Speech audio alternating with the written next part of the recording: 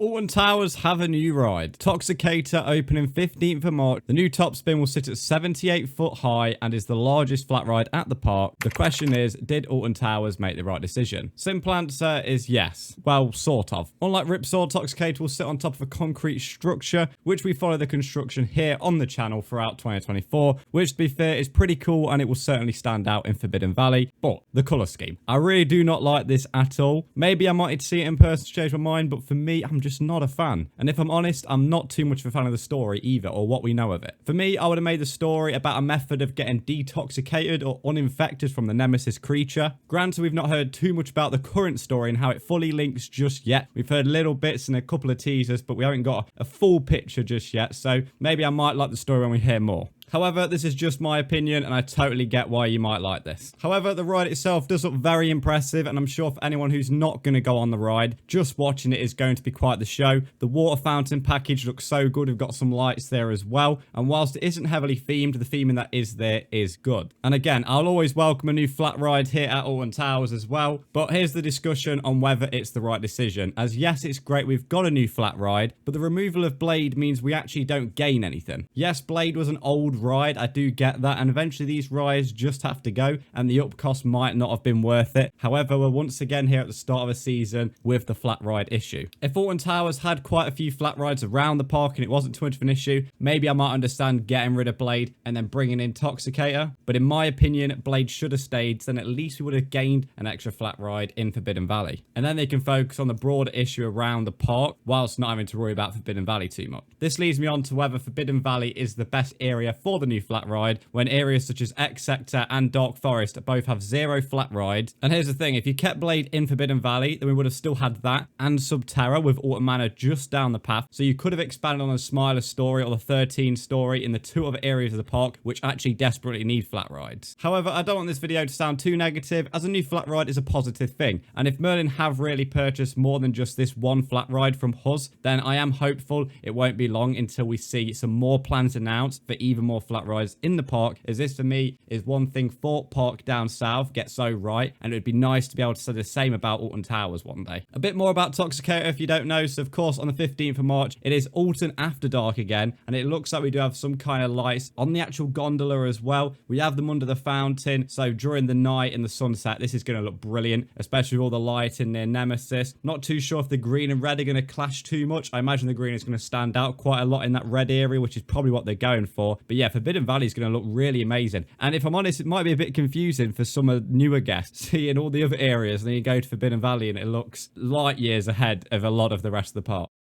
Obviously, this ride won't be for everyone with it spinning, but I'm personally looking forward to it. And as we mentioned earlier in the video, if you're not going to ride this, you're still going to get a brilliant show, especially with there being a coffee shop literally next door. So I imagine it's going to be impressive to look at that, which is probably the idea of the concrete structure. And of course, Merlin always have to break some sort of record, no matter how small it is. Something tells me there might be more to the effects than we can just see in this video, or more to the ride in general, which we'll probably see on opening day and throughout March. That's just my gut feeling. It's not confirmation. So what do you think? Will you be riding Toxicator in 2025? Make sure you like and subscribe as well, as we will be giving you our thoughts next month from the park when we finally get to ride and the theme park season finally starts.